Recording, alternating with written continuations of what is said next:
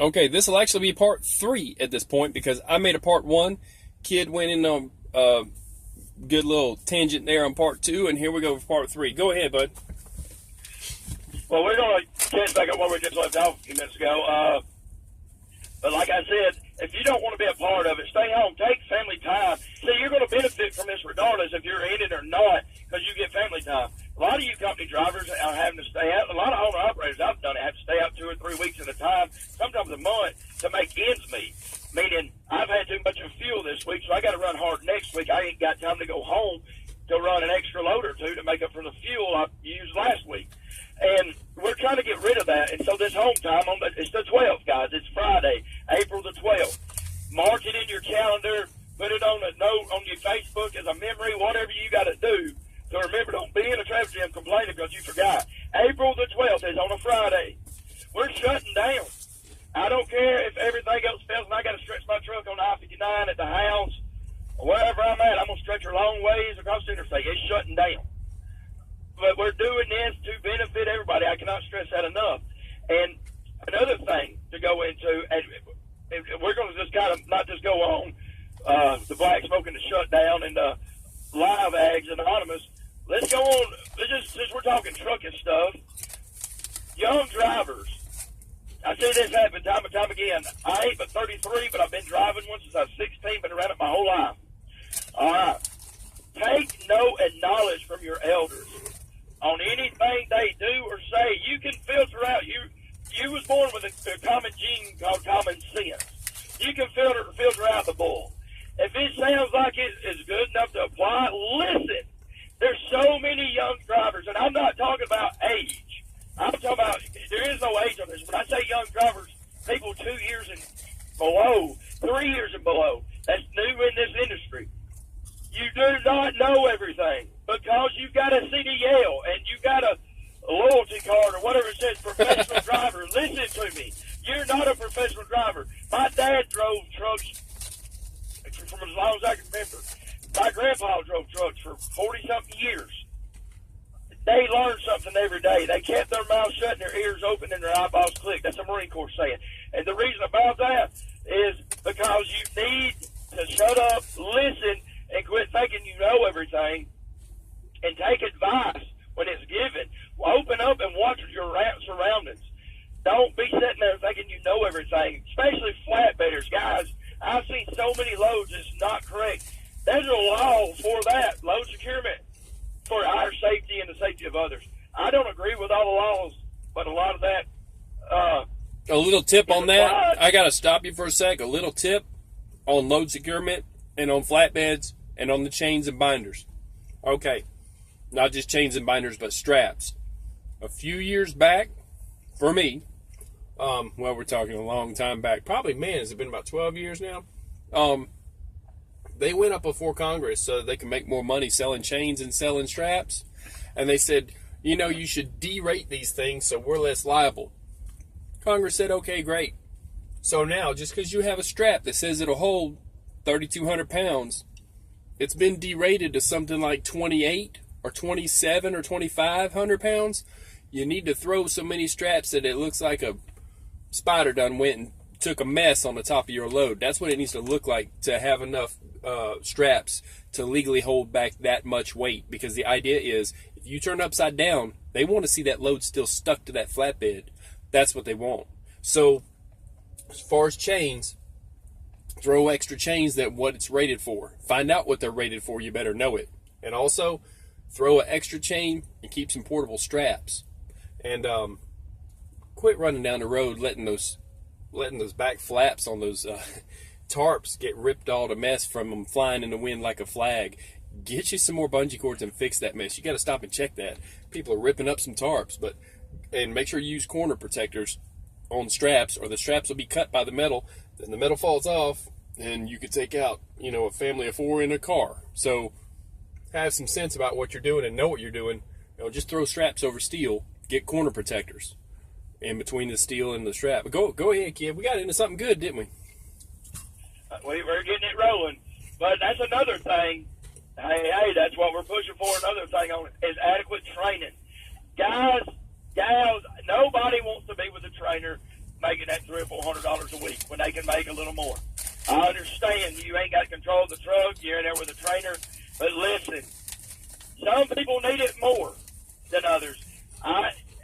These companies making trainers for people for 6 months to 1 year, as long as they got a winter under their belt, that is the most ridiculous thing I've ever heard. There's no way in truck driving I've hauled everything and pulled everything but a tanker and a parking lot. I've never drove them, don't have a desire to it. Nothing against the people who do it. That's not my cup of tea. You ain't missing nothing. I learned something every time I hook up to a trailer. I learned something. There's no way in 6 months to a year that you can know what you need to know to train somebody else. That's why we got the problem we got on the road now. Inadequate training and inadequate knowledge. The day of the old-time trucker is about dead and gone, guys. Let's make it come back alive. And the old-timers are still out here. When I say old-timers, they ain't got to be old. I mean the ones that's been in the game 15 plus 10 years, 10 plus years, whatever, that knows a little bit of something. Let's ask them. They'll be glad to give it to you, even if they got a bad day. Move to the next one. Learn the knowledge to pass it on to your kids, to the next generation that's coming up. Because before you know it, they're going to find out a way to do away with us. Whether they come up with whatever the Lord, they got technology to do this. I'm not going to say self-driving trucks. I'm just saying they're going to figure out a way, because we're not doing it. And I mean us as in the industry, because of inadequate training, inadequate knowledge. If you got a passion in this, I think it don't matter what your job is, besides trucking. If you're flipping a Pizza Hut, you need to take pride in what you do, because that's paying your bills. Well, they're going to wind up. Learn everything you can about it.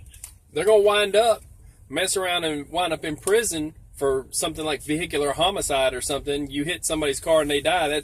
You go to prison.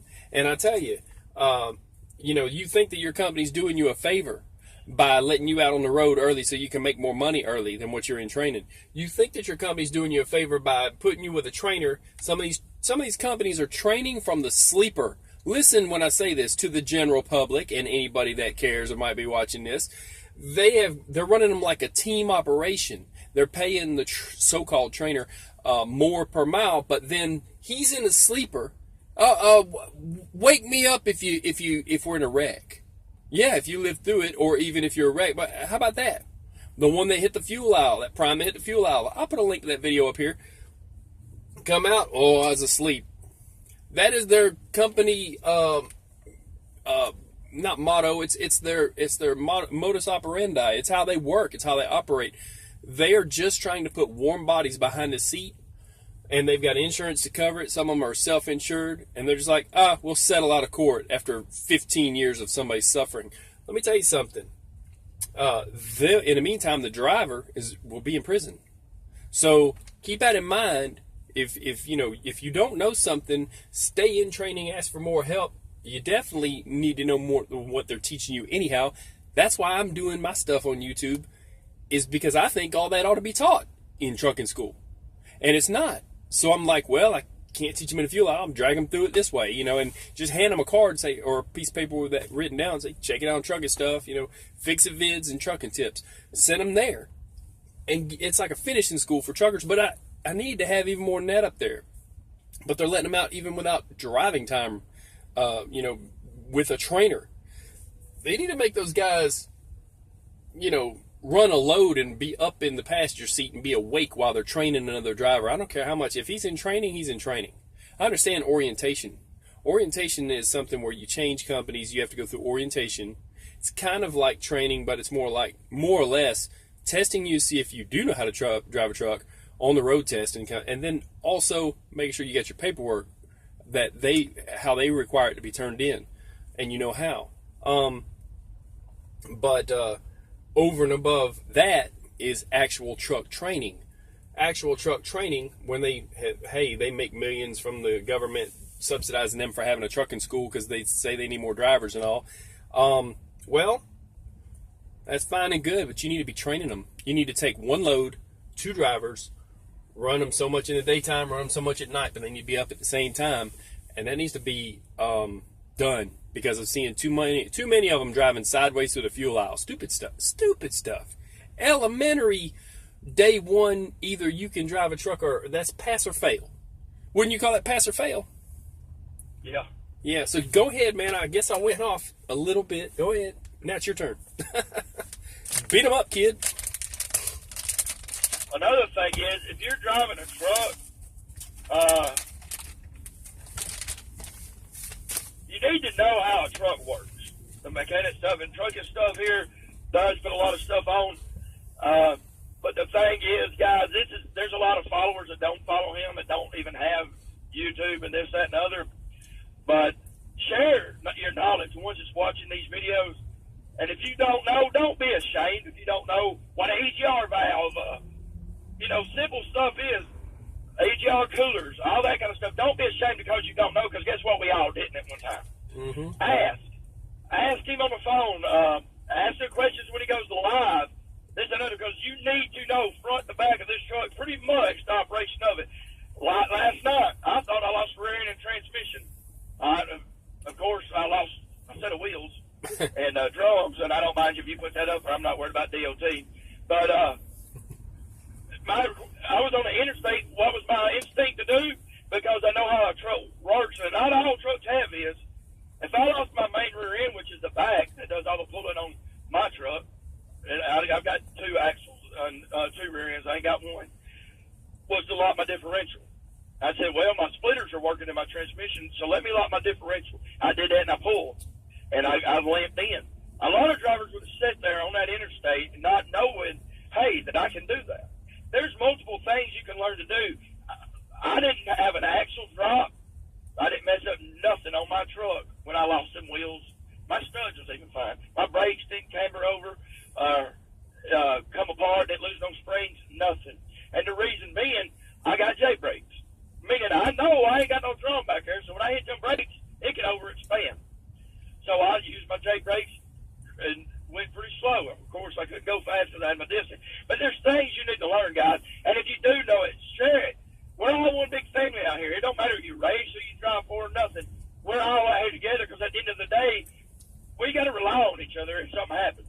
And what happened if a mechanic is messing with your truck, they can slide one by you like that, and then they've got them loose, and then you go to pull off, and that could happen. So watch the mechanic. Don't just get out of your truck and go inside and get something to eat or go to sleep or what.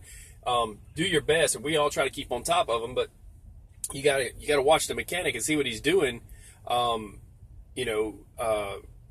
you might just learn something. They want to say, oh, well, you got to have safety glasses in the shop. Keep a set of safety glasses. Oh, well, I'm doing it. Stay out of his way. But make sure that, things are done right. And it might come back to help you. You might want to keep up with what the torque setting is for the bearings on your truck, because if they do a wheel seal change and they over tighten those bearings because it's the specs of a different truck and they think they know everything, and yet really your specs is a little bit different, and they tighten that big nut, and then they put that thing on there, and it will be too tight on those bearings, and then those bearings, you got to tighten them all the way down, then you back them off, but every one of them has a torque setting in the first place. You do it like 3 times. Well, when they're tightening those down, make sure he knows the specs for your truck. Make sure you know the specs for your truck, even if you have to call Freightliner and find out, or Peterbilt or whatever, because then you can correct him if he's wrong and make sure that wheel spins before it drops to the ground, because if it's too tight, it'll eat an axle up, and you can wind up having an accident, Go ahead. Kid, I had to jump and throw that in there, too. It's a little more knowledge than most of them know, Yeah. Mm-hmm. Sorry, I had to cough. No worries. What? I said, no worries. We'll get them caught up to speed. That's our job. We're good to go still. Yeah. But we're at 14. Do what? We're at 14. You want me to hit the button and start again? We can keep on going. Yeah, Let's do that, because we'll save this. We got another segment is next.